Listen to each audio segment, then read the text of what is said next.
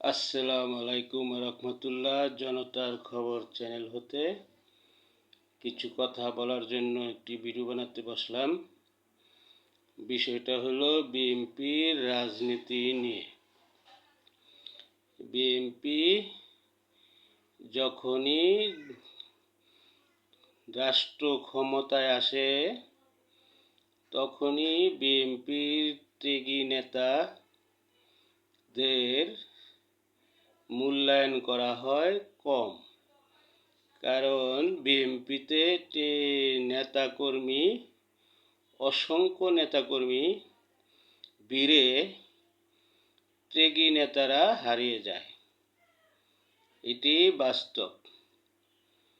যেমন রুমিন ফারহানা বিগত 17 বছর যেভাবে জীবনের রিস্ক নিয়ে রাজনীতি করেছে, বিএনপির হয়ে কথা কয়েছে, সেই রুমিন ফারহানা স্বতন্ত্র পাশ করে আসার পরও বিএনপি মূল্যায়ন করে নাই।